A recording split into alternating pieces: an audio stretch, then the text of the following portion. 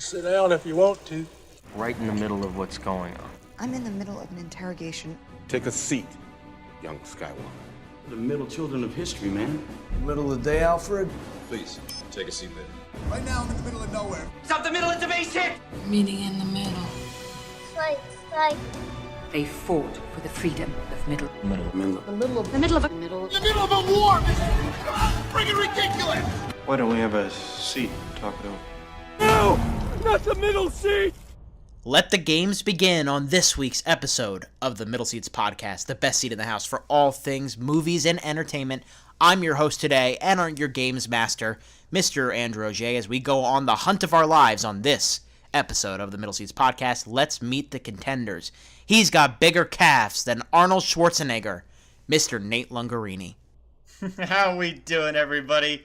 Oh, ready to run. Let's do it. His roommate's got bigger calves than he does. That other voice you hear in the background, he's the Alien vs. Predator requiem of this podcast, Mr. Jake Hensler. Great. Excellent. That was a demoralizing one. I felt bad for you as I was saying it, and I wrote it. That's a wet towel to start this thing off, man. Normally right. I have a comeback. That was just like, oh, excellent. Okay.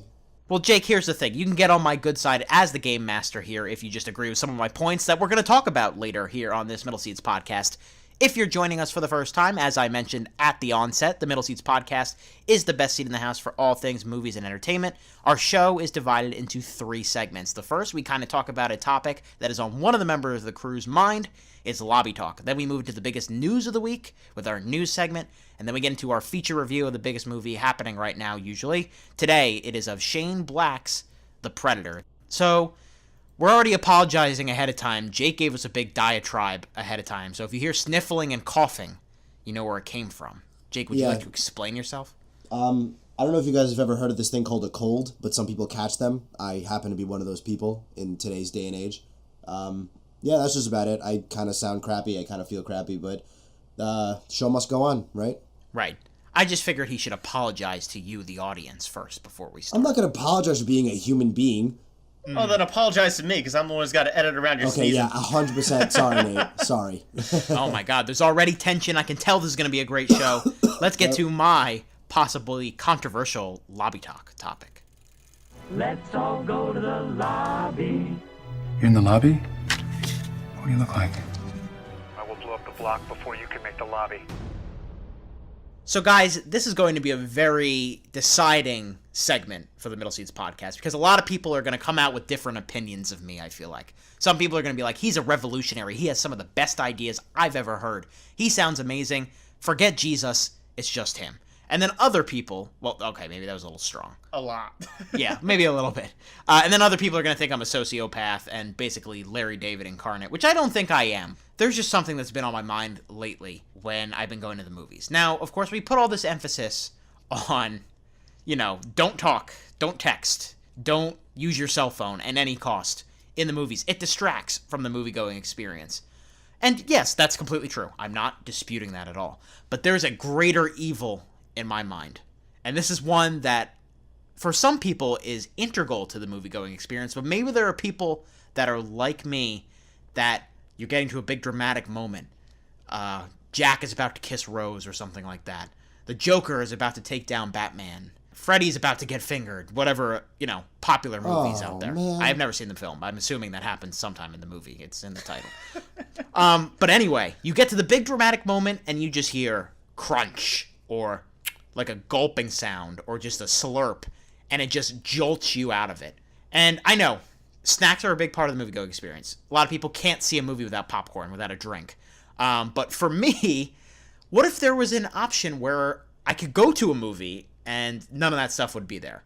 It'd be like, it'd be like going to the theater. Sometimes in the theater, you can't bring food and drink in because it distracts from the immersive experience. And I think movies are similar to that. I know we treat them more casually, but at the same time, what if we had snackless screenings? Now, of course, no extra charge. It might even actually be cheaper to go to these screenings.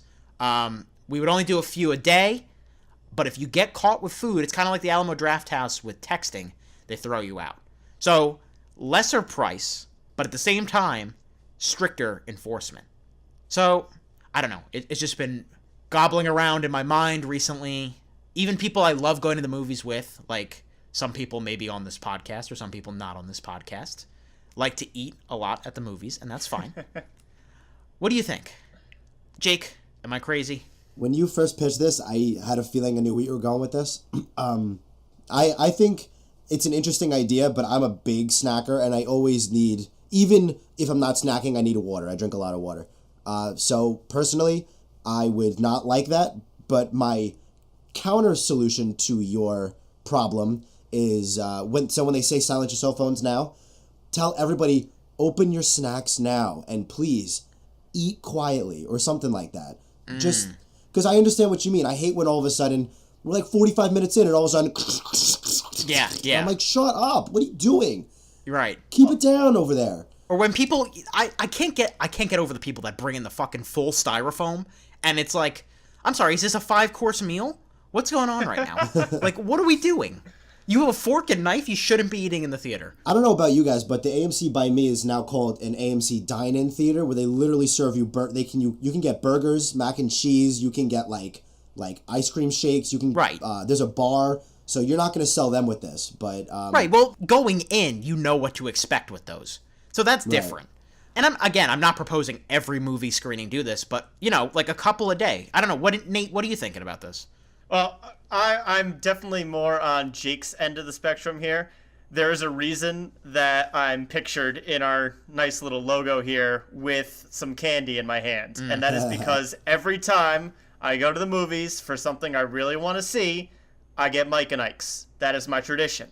Now, to counter that, I also am one of the most impatient, rushed eaters in the history of the universe, and 9 times out of 10, I'm done with those Mike and Ike's by the time the previews are over. That happens to me sometimes.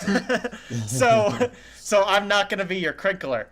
I think it's just something that a theater decides for itself. If you're like more of a blockbuster type of movie theater where you only are really showing blockbusters or like crowd-pleasing comedy movies, because there are theaters that do that, only focus on those types of movies, then I honestly don't think you're going to have the demographic that's going to want to follow that rule. And it'd be specific to the theater as a whole. And then you might have some more artsy movie theaters that want to show more indie stuff, and maybe that demographic would prefer not having snacks and crinkling going on because those movies are quieter in general. Right. Or stuff like that. Like, there's a lot of give and take. There's a lot of hypotheticals thrown around here. If you had to say, like, a national movie law saying every theater must have 2 silent foodless screenings a day, I'd be against that. Just because I feel like not enough people would care. Okay, I'm kind of coming up with an amendment. I wasn't saying, like, mandatory, slap the ban on. What do you guys think about doing it on a movie-by-movie basis? Because, guys, one of the biggest hits of this year, I think you guys know where I'm going with this. One of the biggest movie hits of this year requires you to sit in the theater and shut up. Yeah, right? A Quiet Place, of course, is what I'm referring to. Like, and that was a prime example. Quiet Place is one of my favorite movies, if not my favorite movie of the year so far. But, the experience could easily be ruined if somebody is just crunkling away. So would it be something where, like, would you be more willing to consider it? Like, for the big blockbusters, the fucking speakers will blow everything out anyway. For movies like that, would you buy into it and have those select screenings? Yeah, if there was a movie like A Quiet Place that, and it came out and it advertised, like, yes, we actually are restricting snacks for, 25% of the screenings. Like, we recognize you can't take snacks away permanently, but, like, a quarter of our screenings will have no snacks. I would absolutely go no snacks for that kind of movie. Right. It's an interesting concept. But then, like, Jurassic World 2, where I don't even care, sure, I'm going to want my snacks so I can hold myself over while this garbage is thrown at me. Maybe they could do kind of like what they did for Sausage Party or Happy Time Murders, where it's not on the theater as a responsibility to enforce that kind of rule, but the movie itself puts a little disclaimer before the movie actually starts saying, hey, this movie is best viewed in silence. Kind of like saying, hey, this is not a kid's movie like those movies did, or something like that. Okay, so I think we have the inklings of an idea here, gentlemen. Right. I'm not saying that you need to come on to my Kickstarter idea, but I don't know what kind of... GoFundMe, Andrew, at... Yeah, what GoFundMe would this be anyway? Just give me money to use a think tank and think of other ideas to pitch? Yeah, that would be a stupid GoFundMe. But Zach Braff made a whole movie on GoFundMe. Anyway, any other thoughts on this? I just thought it was an interesting idea, and it's been on my mind recently. Yeah, I hate when people are loud in general. I think the phones are worse. I hate when somebody's texting or taking pictures. I would love to take my snacks and throw them at them. I wholeheartedly agree. I cannot stand a phone. They drive me absolutely nuts. I don't care who it is. It drives me insane. Just be courteous when you go to the movies, whether you're eating, drinking, or God forbid on your phone. Just be courteous of people around you. Yeah. And don't be a jackass. I think that's all we can ask. Shut up and watch the movie. Yeah. So I think the message I got from this is that Jake would like snacks to be replaced with weapons to throw at the people on their phone. Got it. Okay. Yeah, it's fine. There we go. Predator weapons, why not? That'll do it for this edition of Lobby Talk, and let's transition into some really big news this week. Let's get into it. And this just in, a Newsbreak special report. This is breaking news. I've just been handed an urgent and horrifying news story. So guys, show of hands that the audience will never see, verbally show of hands. Who has watched the show Avatar: The Last Airbender, the Nickelodeon show? I have seen parts, not all. I have seen. I'm with Jake. I've seen 2 seasons. I haven't seen the third, but I know what happens. What?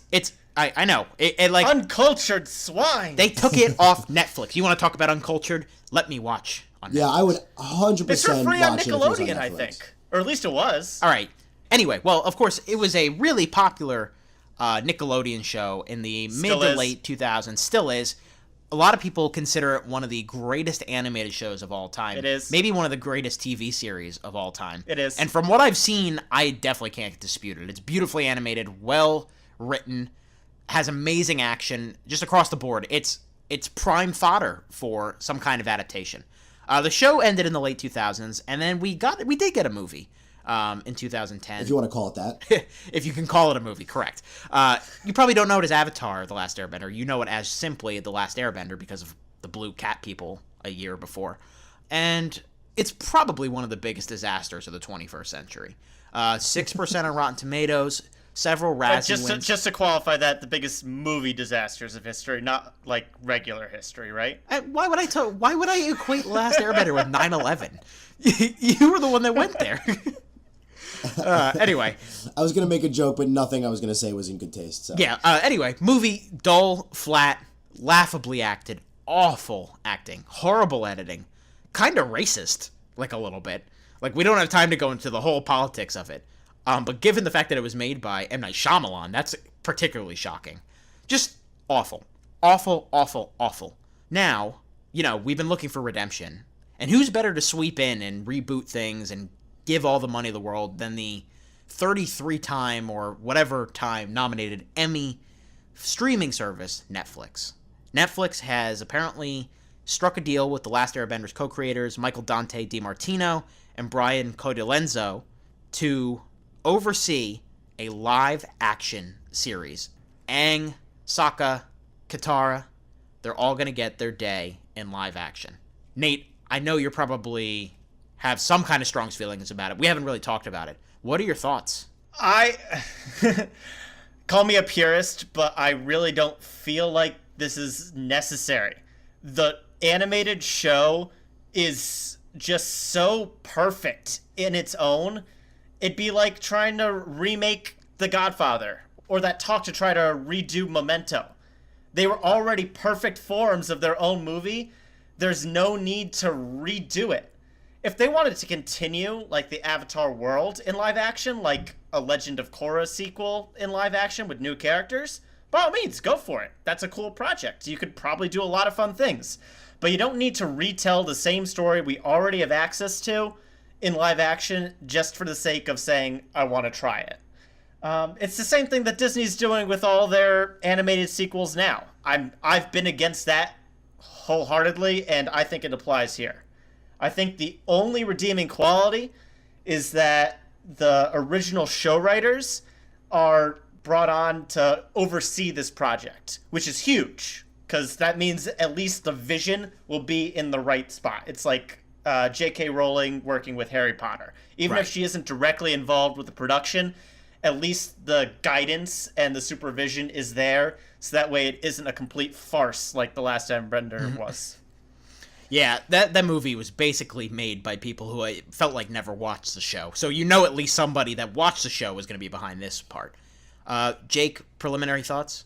I mean, I don't have quite a strong opinion as Nate does, obviously. Generally, I'm okay with it, but I think I'd rather Netflix just put the original show on their streaming site. But doesn't that seem like a simple option? Yeah. I mean, like, I'm okay with it if they can get it right. I'm pretty much okay with anything if it gets done right, but I would really like them to, I don't know, give us the original show first, at least. I'd like to actually watch it all the way through. Yeah, I feel robbed that I was never able to finish it. You still can. I don't know, because I feel like you're right. You're absolutely right. It's hard to elevate perfection even more, and a lot of people feel like that is a picture-perfect series from start to finish.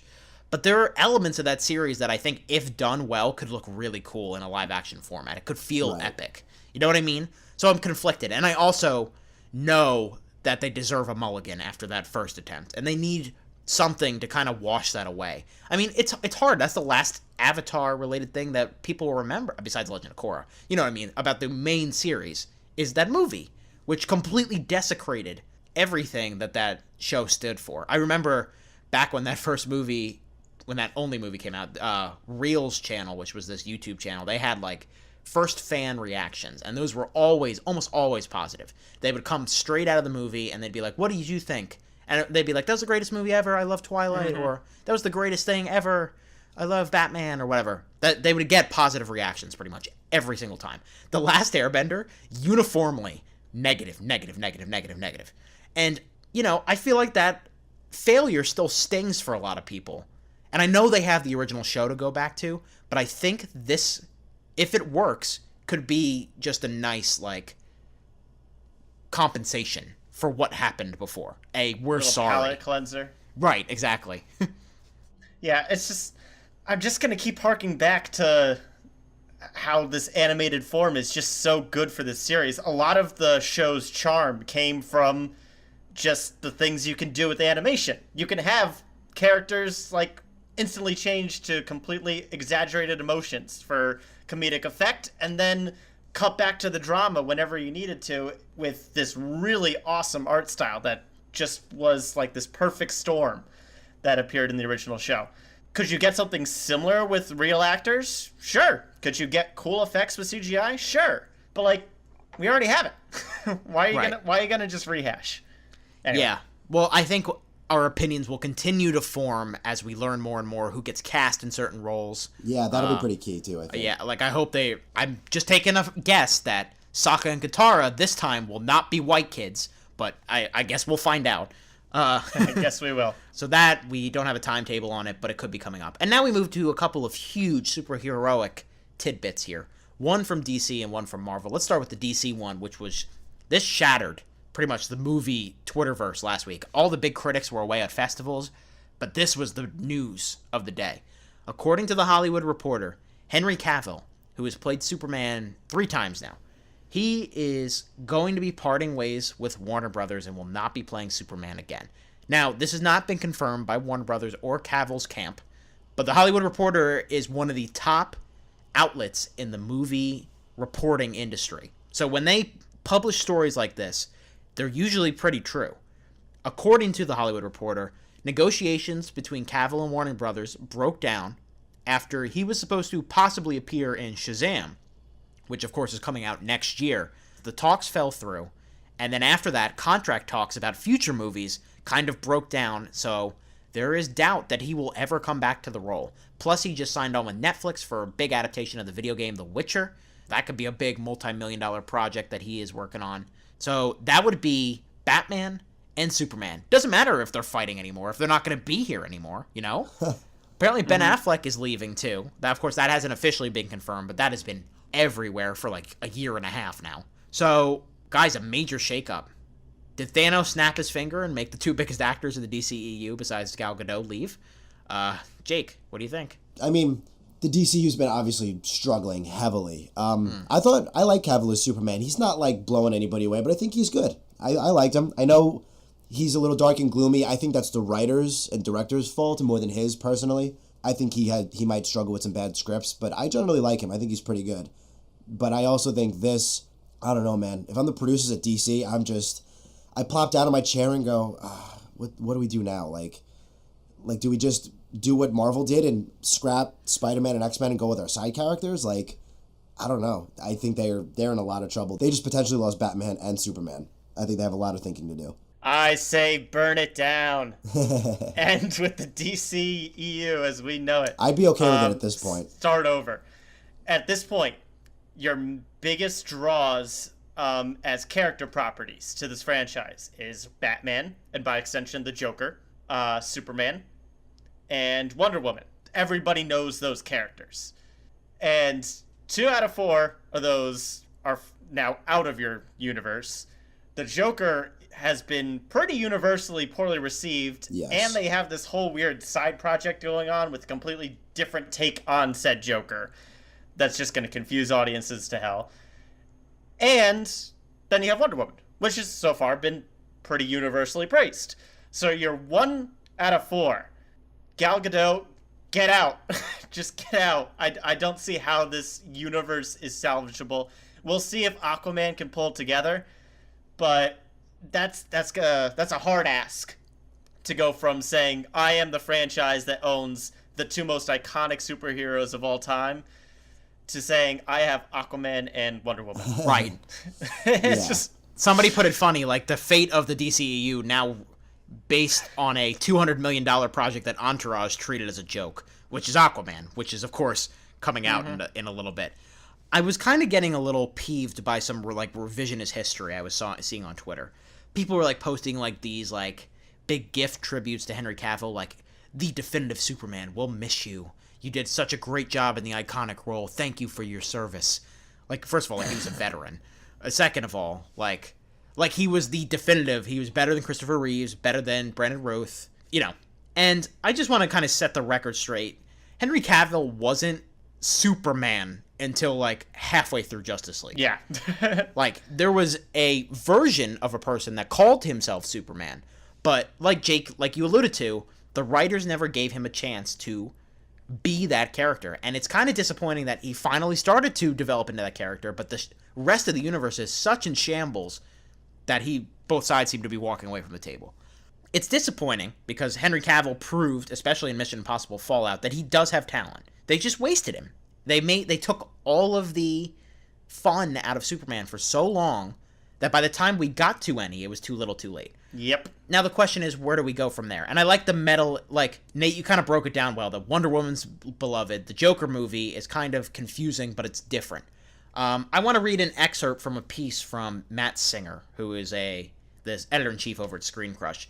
And he kind of has a idea for what the DCEU should do that I kind of want to put by you guys. So he's saying they blow up the universe like we are. Like, the universe, goodbye. Stop trying to copy Marvel. But he is saying that they take these classic characters, do these like little one-off stories like they did in the comics, and just go crazy with it. He's referring to a 1990s series called Elseworlds. So here's the excerpt. The results were often risky and imaginative, some of my favorite comics as a kid. There was one where Batman became the Green Lantern of Earth. Another, a Batman of Victorian Gotham City hunted Jack the Ripper. One of the most famous of those imagines a planet reshapen by Superman's rocket from Krypton, landing in Soviet Russia instead of Kansas. That one is awesome. Right. I've read that one. It's great. So, like, the conceptual thing is DC can't beat Marvel by copying their model. They beat him by doing what the competition can't, which is go off and tell these crazy one-off stories and then just reset.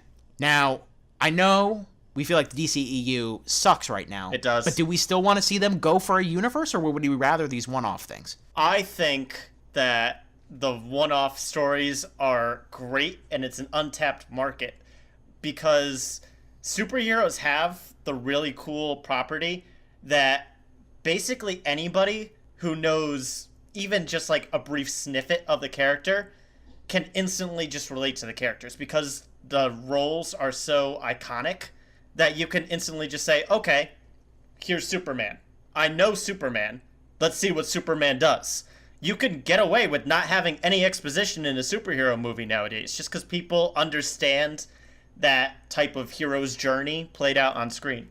So taking the molds of these characters that everybody already knows and you don't need to explain their origin story a million times over, and doing something cool like Superman Red Son, or like a true comic adaptation of one of those one-off stories, I think is a great idea. And honestly, I think it's the only way to save any sort of DC live-action franchise at this point. I think it really depends on how they handle that. Like, if they're for some reason not ready to scrap this universe yet, the only thing holding them down, I think, is how successful Wonder Woman was. So if they didn't want to abandon that, they need to just go, okay, we have no Batman, Superman, but everybody loves Wonder Woman right now. Let's front load it. Let's make her our leader, our star, and have her basically be the Captain America of the new Justice League, and just forget everything and shape that way and head full steam ahead with Wonder Woman at the forefront. Or, like most people are suggesting, they can scrap it. You know, they're already failing, so trying something new, if they fail then, they've already failed. So, you know, I don't see how to harm in trying something new other than losing money. Right. Which they're kind of doing already anyway, so... Could they keep Gal Gadot if they wanted to do these one-offs? I think they could. You know what I mean? I think that would be dream scenario. I also wonder if the public is ready for that kind of drastic change. Like, would everybody be ready for Superman to take place in Russia? I think yes. They're already starting to with this Joker movie. It's completely separate from everything else we've seen so far. I think, like, yes, as far as where we are in superhero movies. I think no, as far as DC needs a break. You know what I mean? Like, they'll need to take like a 2 to 3 year sabbatical and then jump into these projects. Because people will be so, like, the general audiences will be like, okay, well, what happened to the Justice League and stuff like that? You know what I mean? I'm of two minds about it. There's a lot to go into about this. We have to move on. Yeah, quite a bit. Yeah, I'm sure this will come up again at some point. Let's move to the more successful older brother, the Marvel Cinematic Universe. They released a trailer for their latest adventure, Captain Marvel. War is a universal language. I know a renegade soldier when I see one. So you're not from around here? It's hard to explain. I keep having these memories. I think I had a life here. I'm not what you think I am.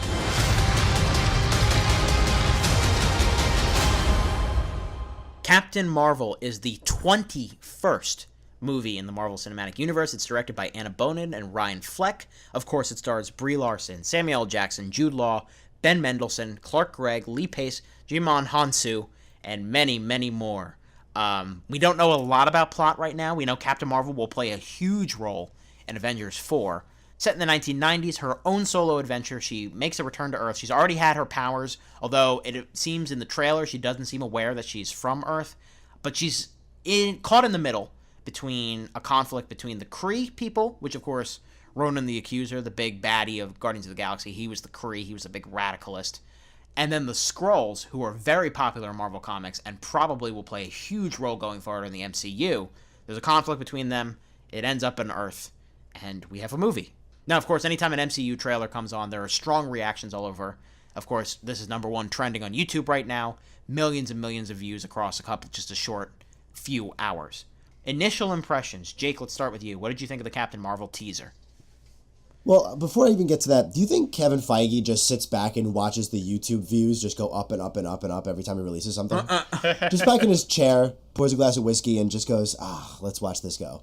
It's expensive bourbon at this point. Right. Oh, it's yeah. kind of made. You're absolutely right. He owns an island, so he just right. harvests it from there. Truthfully, I actually only watched it once, but I'm about it. Marvel could show a trailer of Johnny Knoxville and Jackass, and I'd be like, excellent, I can't wait. Like, it doesn't matter anymore. But they're changing the genre. Yeah. Realistically speaking, yeah, I'm excited. I think Brie Larson looks good. It's cool to see Sam Jackson looking younger. I think the action looks pretty good. The punching of the grandma is interesting. I can't wait to see what that's about. Yeah. I can't wait to see what that's about. It just, the fighter pilot angle, it all looks good. I'm excited. I can't wait for another trailer, and I can't wait for it to come out. It's going to be good.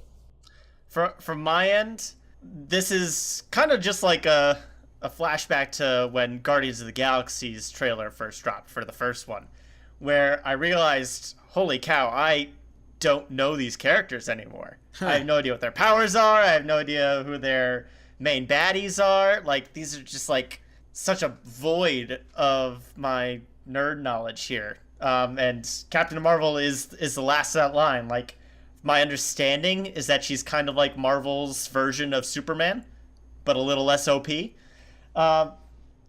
either case, it looks definitely like classic Marvel. Not really showing us too much, but just getting the hype building, and I think it's doing a pretty good job of that. Yeah. It definitely reminds me a lot of the Wonder Woman trailers as well, where they're obviously focusing on the fact that this is the first female-led solo movie of the Marvel universe here. Mm-hmm. And so on that standard alone, it's going to be held up to some pretty high standards. So I'm hoping that they just make sure that the movie is still good and they don't just ride the female main lead wave and say, oh, look, we cast someone to lead our superhero movie and she happens to be a woman. That isn't enough to fully get your movie through. It has to be a good movie that deserves this kind of attention. So we'll see what happens. Right. I think it's hard to get a beat on the overall picture of the movie just from this teaser, because it is a teaser. Like, absolutely, definitely a teaser, even more than like the Black Panther teaser, than the Avengers Infinity War. We got an idea of the scale and the scope of those movies from that teaser. I feel like this was just supposed to be like an introduction to the character. Yeah. And with a couple of familiar faces, I think the de-aging stuff on Samuel Jackson looks amazing. Like, he looks really great. And even to Clark Gregg to some extent, where they gave him a nice little, little spike to his a little hair. toupee. Right, exactly. I thought that was nice to see. I'm very happy to see Phil Coulson back in the movies, away from. I mean, he's good in Agents of S.H.I.E.L.D., but he's good back integrated.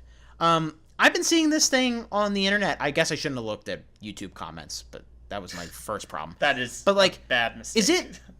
Is there hate against Brie Larson for some reason? Like, she's a tremendous actress. I feel like it shouldn't be backlash at this point. We know nothing about the movie, people. Calm down. But I feel like she isn't what people expected. Like, we got a pretty strong female lead out of Gal Gadot for Wonder Woman, where she's a very confident warrior. And Brie Larson just has that kind of soft tone to her voice throughout this whole trailer that might be off-putting to people, or at least raises some eyebrows. But again, we know nothing about this character. Yeah, right. So, like, I would calm down, internet trolls. It's just odd because, like, she has proven time and time and again that not only does she have range, but she's capable of pulling off some tough tasks. Like, Room is a really tough movie if you're an actress. She won Best Actress a couple years ago. What are you talking about? She did a great job in 21 Jump Street. She's in Scott Pilgrim. Like, she's awesome. I'm excited for her involvement. If I wasn't even a Marvel fan, I'd just be excited to see the movie because she's in it. And it was just interesting to see that there apparently is a divide between what I think and what the internet thinks, which, I mean, may speak good things about me. But anyway. You're also looking at the worst part of the internet. YouTube comments are among the biggest trash of the earth. Having said that, if you're listening, please comment below in our YouTube. But say positive things, please. Don't be mean. Unless you're mean to Jake. We're all mean to Jake. It's okay. Yeah, it's fine. One more thing before we move on. Have you guys heard about the bottom left corner of the poster? Have you guys heard anything about this yet? Where there was a dog or something, or a cat? It's a cat, the Easter egg. Apparently in the comics, there's this cat, I forget its name, and it's associated with Captain Marvel, but apparently it looks like a cat, but it's actually got tentacles in its mouth that can make little pocket dimensions or something like that. It's an alien cat. Oh, shit. I see the cat. It is in the bottom left corner. You just see its tail. You just see its tail or something like that. But yeah, it's like a little Easter egg for anybody who saw it. And I read a comment, I looked it up, and sure enough, there it was. I feel like cool. Little tidbits like that are going to keep coming out more and more as we get more promotional And it just tells me, it just reaffirms what we already know. Marvel is only showing us the bare bones to get us excited. There's plenty more to come. And they can do whatever they want. Absolutely. They could they could show American Beauty's video of a plastic bag floating in the wind, and I'm sure it'll be great.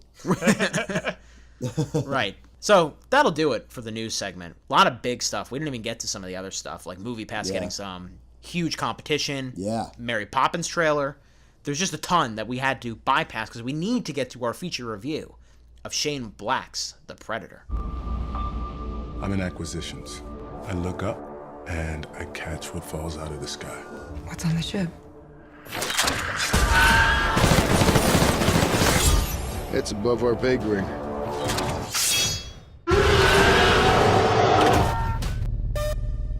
Predators just don't sit around making hats out of rib cages. They conquered space. Light him up! We may die. So come and get us, motherfucker.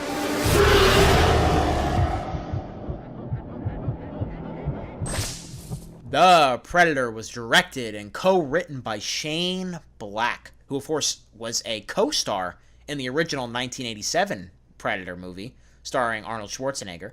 He comes back to the series here. Of course, he's best known for Iron Man 3, Kiss Kiss Bang Bang, which is one of my favorite movies. I love that movie. And The Nice Guys, which is also a great movie. So a lot of talent behind this sequel. It is the first Predator movie since 2010, when Predators, starring Adrian Brody, first came out, which was a fine movie. It's the sixth movie overall to feature the Predator. He was first featured in 1987 with the original, Predator 2 with Danny Glover, a crazy, out-of-its-mind movie if you've never seen it. Then they had the two Alien vs. Predator movies, and then Predators in 2010. Nate, start your thoughts here with what you think about the original Predator, and then kind of move on to what did you think? So, for the original Predator with Arnold Schwarzenegger, I think that's just such an 80s classic. It kind of encapsulates all the best things about the genre, and the era, rather. And it's honestly just entertaining as all hell. Seeing all these huge, big, macho guys slowly get killed off one by one until you have Arnold going toe-to-toe, almost caveman style, mano a mano, with this alien with super high-tech armor. It's a blast. It's fun. The mano a mano caveman kind of part with Schwarzenegger was definitely my favorite part of the original as well. Right. That was definitely the coolest part. It is the movie. Yeah. It's, aside from like the one-liners, like if it bleeds, we can kill it, or get to the chopper. Like, I don't have time to bleed. Yeah. What? That good stuff. Like, it's classic 80s. Oh man, I need to call my dad. The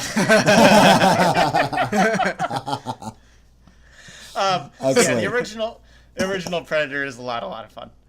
So as far as the Schwarzenegger Predator goes from 1980, whatever it was, I didn't really know what to expect, truthfully. I know it's considered some kind of a classic. But the first time I saw it was just like 2 weeks ago. Kind of a roller coaster for me. I didn't really care for it in the beginning. I didn't know this is kind of classic 80s, but I thought it was just a little too ridiculous at times, a little over the top. But I pretty much like everything with the actual Predator. They introduce him in a really cool way.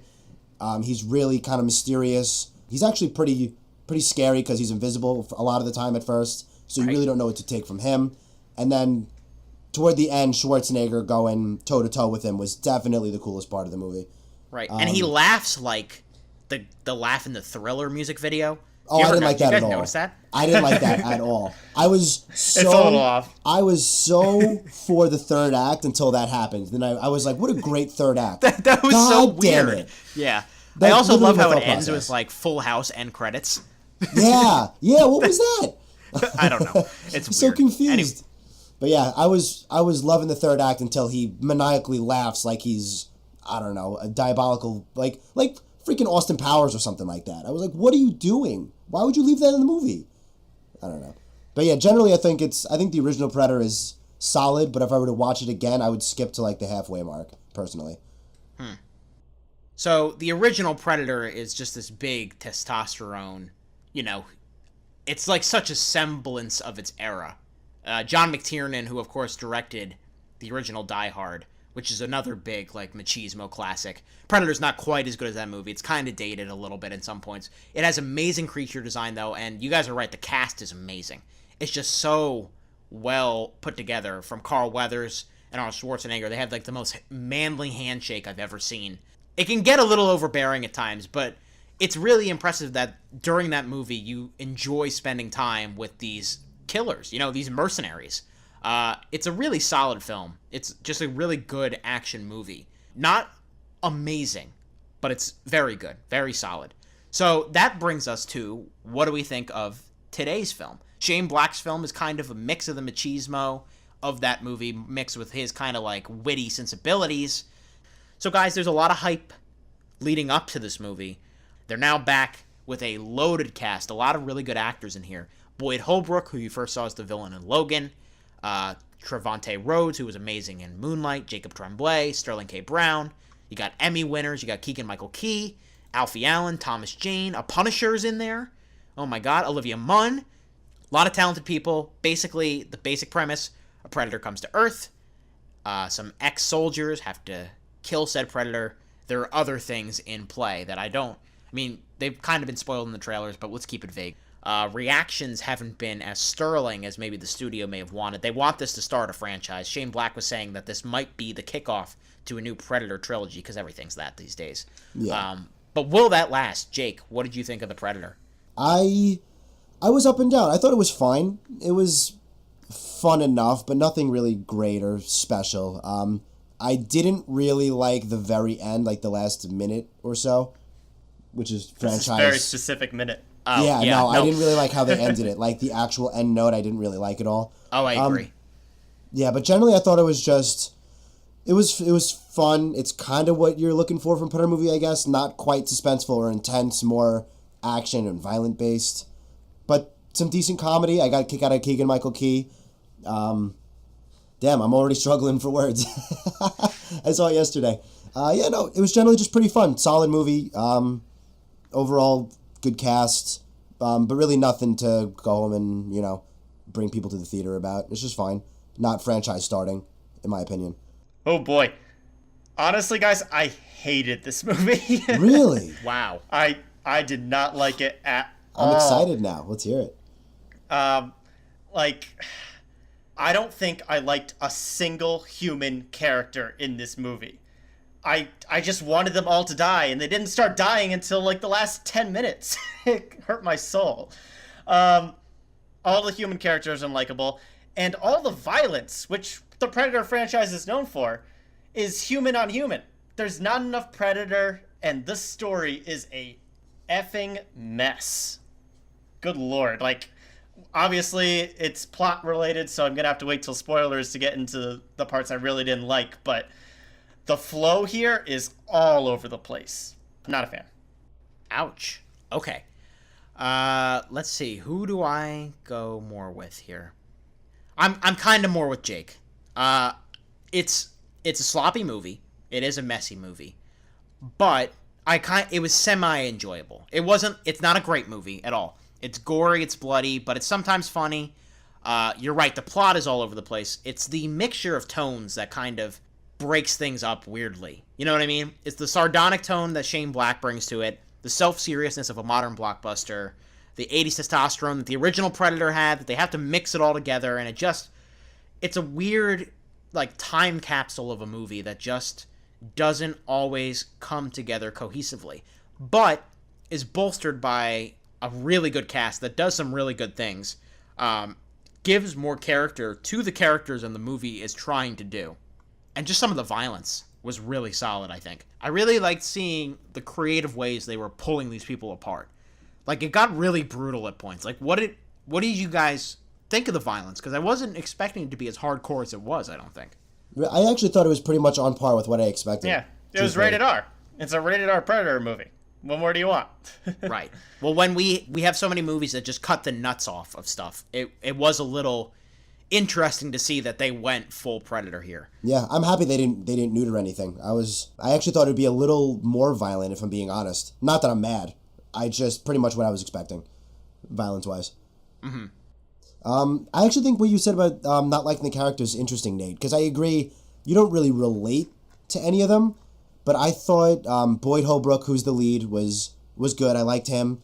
I like Keegan-Michael Key as the comedic relief, obviously, and the guy who played Nebraska Williams. Andrew told me his name is Trevante Rhodes, correct? Yeah, correct. I genuinely did enjoy those three as far as human characters go, and I thought Olivia Munn was fine also. Like I said, I'm not going to go to bat for any of these characters. I didn't love any of them. I didn't really stick with any of them, but I thought they were comedic enough. I thought they were good enough where I could follow them and at least root for some of them. And I actually thought Sterling K. Brown actually gave in a good performance. I generally enjoyed his acting. He was this really cool, suave, kind of give no fucks personality. I thought he was really cool. It was odd, because I feel like Shane Black told him to be like just this random sociopath and didn't really give him a lot of direction with it. But Sterling K. Brown is such a good actor that he pulls it off. Yeah, I actually did really like him. Mm-hmm. Very different opinions on that front. Well, Nate, I'm going to challenge you a little, because, like, what about these characters do you dislike as opposed to the original Predator? Like, they're all pretty much terrible people. I think it comes down to one of my biggest gripes with all movies ever. It's all about the freaking theme. And Boyd Holbrook even puts the lantern on it, saying, this is about survival. But all of the main Marine crew that we're following throughout this are actively seeking out fights with the Predator to try to kill it, not so that way they maintain their own survival, but because they need to stop the Predator, and that's the plot of the movie. Well, then I feel like that's a story issue, not a character issue, though. Right. For me, that's poor directing. He's not telling the story very well. He's not telling his theme very well. And I agree with all of that, but I was all right as far as the characters go. That was one of the only things I actually thought saved the movie from being bad for me, was I was all right with like half the characters. This is a killer alien from outer space with super high tech. You shouldn't be all gung-ho like, oh, let's go kill the Predator and make a funny joke while I do it. Like, yes, you can have funny one-liners. The original Predator did that, and that worked. But, like, they're making jokes before, after, and during the fights with this supposedly savage beast. It's not compelling. Yeah, I don't think me and Jake are pretty far away with you on this one. I guess so. And I think it really is helped a lot by the actors. Yeah, a lot of people had an issue with this. The original Predator is a bit thrilling and a bit intense. Shane Black completely does away with that and makes this more of a fun action movie, which, if you don't like, that's fine, but I think he, even though his themes are a bit he sets that fun, action-y tone from the beginning, so I knew what to expect. Yeah. And that's what he brings to the table. You know what I mean? Like, yeah, that's kind of his style. When you go into a Shane Black movie, you kind of expect a lot of the characters to be like that. That's the crux of why The Nice Guys and Kiss Kiss Bang Bang are as good as they are. And why Iron Man 3 and that marriage worked well. Say what you want about any story issues you have with any of those movies. And I'm not saying that The Predator is any of those movies. I think it's definitely his weakest film. It's sloppy. Yeah. The storytelling kind of doesn't build to a lot. But yeah. I don't think the characters are the problem. I don't. Like, no, if you want me to agree with you, we could talk story, and I'll happily tell you, yeah, the story was pretty sloppy and all over the place. There are story issues, there are dialogue issues. There are times where it just goes way over the top. I wrote down one line while it was happening where Olivia Munn says, "Getting the fuck out of here is my middle name." Like, what is that? Like, that's just overly vulgar for no reason. And that's where the machismo and all the stuff mixing together does not work. But when it focuses on Shane Black's strengths and lets the actors like Keegan-Michael Key and Trevante Rhodes and Sterling K. Brown do their thing, I was having a good time with it. It's when they, like, focus hardcore on the story, yeah, then Nate will come over to you. It's a mess. Like, oh, man. I guess you guys just found the characters funny. I found them more cringy at best and outright creepy or just wrong tone altogether. In ways that took me completely out of the movie for the majority of the runtime. Right. I just don't know if I agree with you that the main theme is survival. And that's something that we have to wait for spoilers, so I can kind of explain what I mean by that. The mental illness stuff is kind of separate. It is kind of odd how they treat mental illness in this movie, though. It's a through line throughout, because a lot of the soldiers that Boyd Holbrook kind of meets up with throughout have different disabilities. And some of the other characters, like Jacob Tremblay's character, clearly has Asperger's. Sometimes they treat it like a superpower, like with Jacob Tremblay, but then other times, like Thomas Jane is a guy who has Tourette's, and they play that completely for laughs. So it's like all over the place. It's just strange. It's in poor taste. That took me so out of the movie. Like, it doesn't really become too much of a factor until the halfway through the second act, maybe third act, where it really hits its arc, where you're supposed to, I guess, care more about the characters as they're getting killed off. But it alternates between making fun of the mental illnesses for, like, the weird quirks they have and their personalities, or treating them like superpowers. And both of those extremes are in just such poor taste, not how they work in real life at all. And your movie should not reflect this weird, twisted like internet trolley view on the whole thing. I did not appreciate that in any way, shape, or form. I am with you there, because when they showed Jacob Tremblay like resetting all the all 4 chessboards, setting them up exactly as they were when they got knocked down, I was like, oh, he's some kind of like super genius, okay. And then you go, oh, he has Asperger's. That's not how Asperger's works. That's right. Yes, you're very smart, you're socially different, but you're not like the next like Einstein or something. That's you just can't not figure how it out works. alien technology in 2 seconds. Yeah, that's just not. It's not how Asperger's works. Right. There are times where I feel like the movie does a really good job with that through line of how these people are damaged, and all of them are damaged, so they're the perfect people to come off of it. Like, I thought they did some good setup with Trevante Rhodes' character, and some of the other, like Keegan-Michael Key and Thomas Jane. Eventually, they kind of get some depth and dimension to them. But then other times it's just odd. Those are the kind of things that, like, again, all of it together, there are individual pieces that I liked versus, like, the overall picture didn't completely come together. There were parts that I was like, oh, cool. And then the parts that I'm like, let's just get on with this. So I think everybody can agree that the main points that we have problems with are storytelling. I feel like the editing was pretty bad at points. Like, this was a 2.5-hour movie, and they chopped it down to an hour 45. Yeah, there's a lot of parts that just don't make sense. Just flat out, like, how did this character end up here? Right, yes. Why did this character do this thing? Oh, it's because they needed to set up this scene 20 scenes later, but they forgot X, Y, and Z in between that it makes a follow-through line. It's horrible editing. And you know what's funny? I know significantly less about editing than either of you. There were parts where even I, who does not know technology, even I was like, ooh, that's not great editing. And if I can point it out, that's pretty bad. Because I'm not good at that. My non-spoiler example, Olivia Munn gets no intro. Like, they just cut to a shot of her, and then we cut away, and we don't see her again for another 5 minutes or so. Right. It's like, is that... like, you don't use establishing shots to establish visuals of character. That's what you use for fucking landscapes. You don't use it for people. You want to know a fun one? Right, yeah. Yes, I can't wait to hear what it is. The main character's wife, I don't remember her name, McKenna? Yeah, played by Yvonne Strahovski, who used to be in Chuck. Yeah. She runs up the stairs, and that's her last on-screen appearance. She does not show up on screen for the rest of the film. Oh.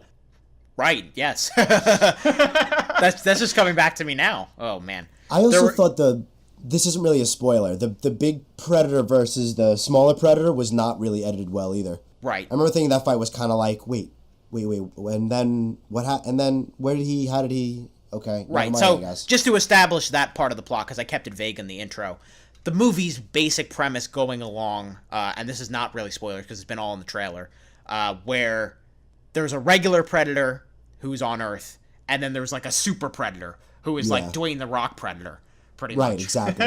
Yeah. One of them is practical, and one of them is CGI. And let me just say that the practical one looked really cooler, I thought. Like, the CGI one was like, he was hulking and he was intimidating, but like there's just something about like a physical predator and the design and that amazing design. It resonates with you because you see it on screen and it's like, oh my god, that's the predator. But then like you have like, what is this beast right here? You know what? As we're talking about it, I'm starting to like it a little bit less. Sorry, I didn't mean to do that. I went to the theater like, all right. And my dad asked me, how was it? And I'm like, it's fine. You don't need to go see it in theaters, but if you catch it on, it's fine. Right. And now that we're talking about it, I'm like, oh, you're right. That's a little problem. That's a little problem. You feel a little grimier now, That's Jake? a little problem. No, but here's the thing. You're so low on it that I feel like I have to defend it. Like, overall, I'm feeling the same thing as Jake is, too. Like, I'm liking it less and less. Yeah. But you're just at the bottom. I cannot go where you are. Yeah, no, I'm not where Nate is, but I'm definitely feeling like, then I will gladly rip this to shreds when we get to spoiler territory at the bottom of the Let's just head there. Pit here. Let's just do it. Let's figure out exactly how far on the bottom he is and get to our ratings here before we head into our spoiler section. If you're just joining us for the first time on the Middle Seats podcast, we rate things by the seat scale. If we love a movie, if we think it's amazing, if there's no flaws whatsoever, like Nate probably will give this movie a Royal Throne. That's what it's called. The Royal Throne is the rating. If we think a movie is really good but has minimal flaws, so it's not perfect, we give it a plush recliner. If we think it's a movie that's solid but has some pretty glaring flaws, we give it a wooden seat. If we think the inverse of that for a movie, if we think it's something with minimal positives, but they are there, and then some glaring weaknesses, we give it a damp lawn chair. And then if we think a movie is totally awful, we give it a sleazy outhouse. And if we think the movie should be seen in theaters, we give it the moniker with a bag of popcorn. Nate, I want you to go last. I'll go second. Okay. Jake, you go first. All right. No bag of popcorn here. You don't need to see this in theaters. I'm currently at a wooden seat, but I can see this movie degrading a little bit over time. Like, I can see some termites eating that wooden seat, and then you put it out on a lawn. But right now, I'm at a wooden seat. I'm okay with it. It's not great by any means. It's all right. It was entertaining enough for me to go, okay, I don't regret watching this. But it's certainly not anything special by any means. And as we're discovering throughout this podcast, I'm getting a little bit lower on it as we talk. So if you come back to me in a few months, I may feel differently, but for now, I'm at a wooden seat. My goal is to come back to you in a few minutes here, Jake. We'll see. Yeah. I don't think you'll change me that quickly, but we'll see. Hey, Jake, the trick is to mute Nate, and then you won't move. Here's the thing. Like, I'm also there. Like, there are some big, gaping flaws with this movie. Overall, though, as I was going through it, I was, like, having a pretty decent time. Like, an acceptable time. It's forgettable, so it's fun. I don't know, because I feel like I went wooden seat with Happy Time Murders, and I'm regretting that, and I should have gone with Damp Lawn Chair. Because you were more up than me and Nate were. Right. Like, this is the second straight episode where I'm, like, in between Damp Lawn Chair and wooden seat. I always struggle with this. This time, I think I'm going to go with Damp Lawn Chair. It's a nice Damp Lawn Chair. It's comfortable. It's like a waterbed. But, like, that's where I'm at. Like, this is a movie you rent. It's a forgettable action movie with some pretty glaring weaknesses, a good cast, some fun blood and gore. But that's kind of a disappointing ceiling when we have Shane Black as the director, and it's in the Predator series. Right. I did expect better, but it is what it is, I guess. All right, Nate, let's hear it. Here's the wind-up. The wind-up, the pitch, and here is my failed attempt at a bunt here, because this is hands down the worst movie I have seen all year. This is an easy, sleazy outhouse for me. Get the fuck out of here. Wow. I did not enjoy any more than 3 minutes at a time with this movie. Wow. Because Jesus. I did not like any of the characters as written. Maybe they were acted all right. Maybe I'll give you guys that little bit, like the actors did okay with what they got. But the dialogue was so cringy. Some of the things that people did just flat out didn't make sense. It annoyed the crap out of me. And then to top it all off, all of the fun Predator stuff wasn't nearly enough to keep this movie going for me. Because all of the majority of the violence in this movie is human on human, because there's a group of humans that is being so asininely stupid that they're trying to kill off our heroes solely because they know about the Predator exists. Like, it's dumb. Just get on the same side and have a fun adventure with the Predator. Or the two Predators, because there's two of them now. It was just such poor pacing, such poor editing. Blah. I got angry and angrier the more we watched it, and I'm obviously heated now. Clearly, but yeah. I'm gonna try to calm down a little bit here. Sorry. Well, this should be fun. I love the whatever. What is that word? Enthusiasm. Yes, Nate. I love the enthusiasm. Oh man, all about it. I was just so frustrated watching this movie. And see, I really if was. I liked this movie, I might be slightly annoyed, but I wouldn't say I even liked it. It's just it's all right.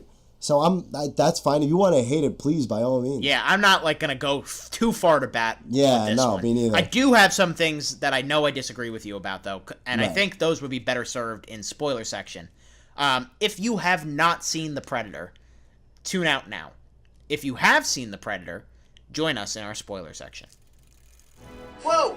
Oh, spoiler alert! Spoiler! Spoiler! Excuse me, spoiler alert!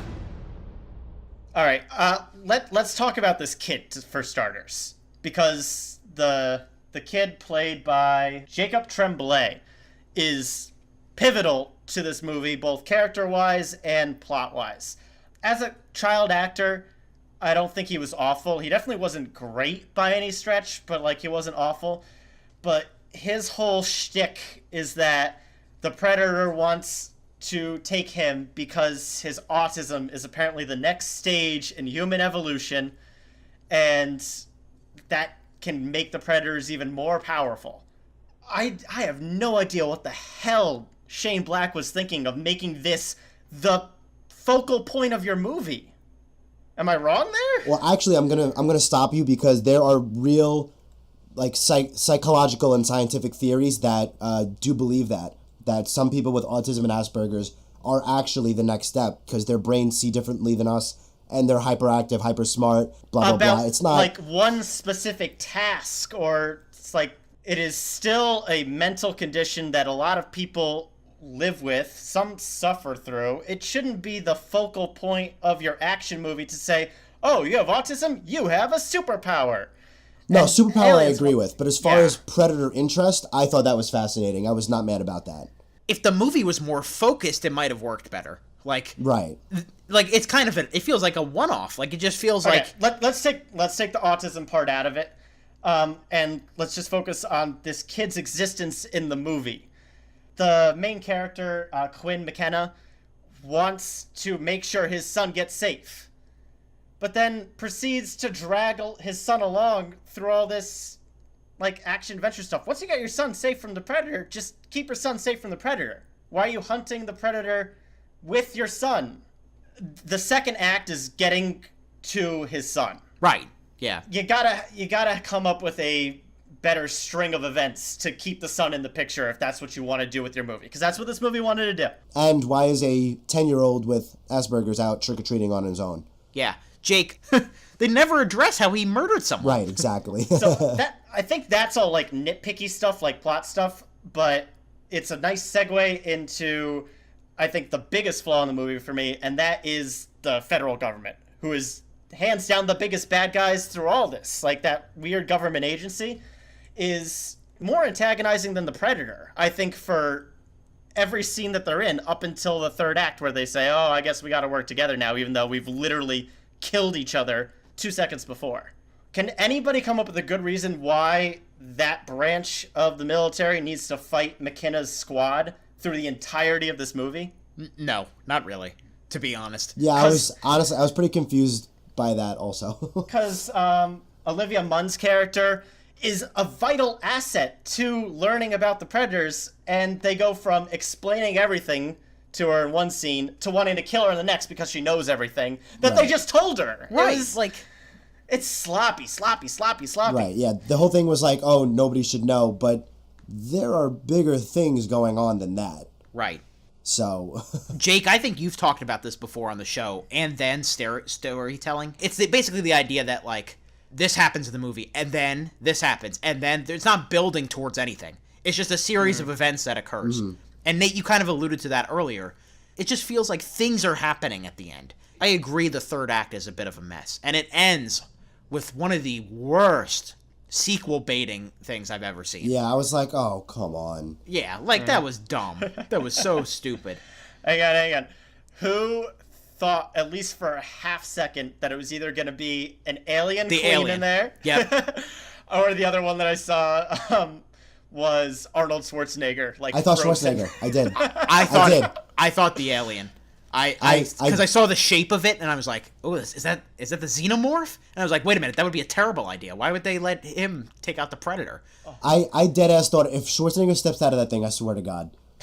It would have been a better ending than the one we got instead of rip-off Iron Man. And then they start playing dun dun dun dun. It's like, so my other question was, that whole thing, the smaller classical Predator brought that to Earth to help us, right? Yeah, to warn us, basically. Why? So that they don't wipe us out. You know what I mean? But isn't that their idea? No, that is the regular Predators just want to hunt. They don't want to wipe out existence. They're just there. Right. They want to better themselves by taking the best warriors from the galaxy. Right. And I think it's the idea that, Nate, this is where I disagree that survival is not the theme of the movie. I think the theme of the movie is survival of the fittest. It's the idea that humanity even the weakest of humanity, even the most damaged of humanity, can go toe-to-toe with these alien species. And that's the thing that kind of rings true in the end.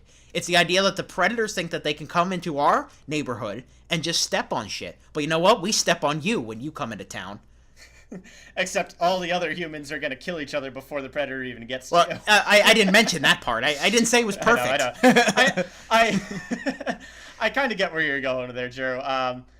And I think that definitely rings a little bit true once you get to the woods section. Right. But again, that's the last 15 minutes of this movie. And everything building up to that point is either alternating between praising mental illnesses for being awesome or making fun of mental illnesses and saying, oh, look how weird these soldiers are acting around normal, everyday people. Look how creepy they're being to Olivia Munn's character on the bed. Like, why is that in a Predator movie? Right. You know, why is that in any movie? It doesn't belong anywhere, period. Yeah, it's not perfect. You know what? One positive I would like to bring up, though, and you could disagree, Nate, but I actually did kind of like, I wish they built it up more, because it could have been better, but I did like the shot of Coyle and his buddy with the Tourette's. They're both dead. They both are either impaled or missing organs, and they both decide, out of love and friendship, to take each other out. And I was like, that's actually kind of nice. I actually kind of feel that. One of the few things that I really went, you know what, that I really, really did like that. You pointed out 30 good seconds of the movie, Jake. I'm proud of But you. No. They planted the seeds of that earlier. I also really liked the tender conversation between Trevante Rhodes and Boyd Holbrook when they're at the hotel. And then you find out he tried to kill himself. Right, like, yeah. I like stuff that like too. that. Like, I thought those were little quiet, tender scenes, and like a much worse movie would have bypassed. Nate, I know, but yeah. I'm not gonna say individual moments weren't good, because like every movie is 1.5 million different scenes, and you can have brief good moments in your movie, but the way it's strung all together just overall made it a poor experience. Right. So yeah, a tender moment like there is cool, but make me like the character outside of that tender moment. I didn't at all. I did wish they built up those two. Keegan-Michael Key, and who plays the guy with the Tourette's? Thomas Jane. I kind of wish they built that up just a little bit more for better effect. But I did like even the shot, the way he shot it, or like the camera angle. That whole scene, even if it was 30 seconds, like Nate said, I did like that a lot, actually. Right. Something we haven't addressed that I thought was really odd, and I thought somebody would really lay into at this point. What the fuck is up with the Predator dog? Like the lobotomized Predator dog that they bring along for the... Okay. So, just for our viewers that aren't going to see this movie and just want to understand this thing, the Predators have dogs that also have dreadlocks. I guess. Yeah.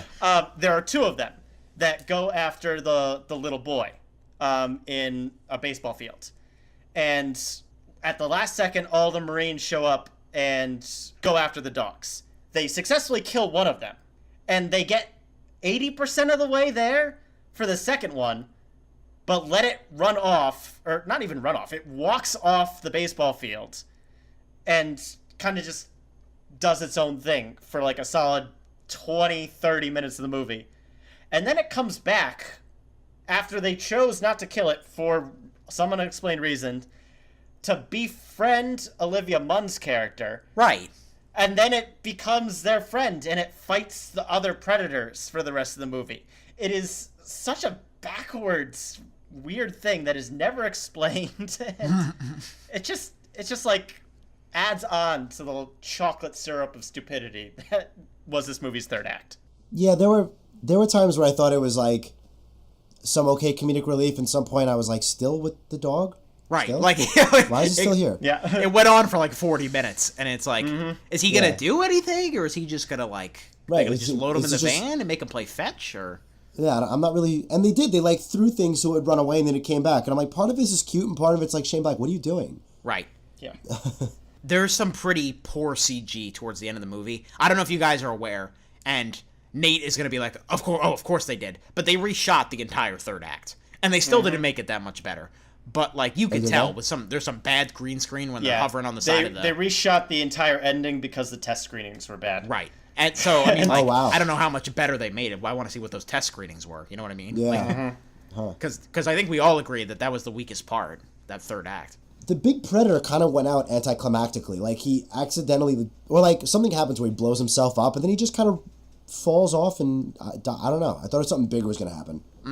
I was like, that's how he goes? This giant, like Andrew said, like, it's basically Schwarzenegger or The Rock as a predator, and he blows himself up.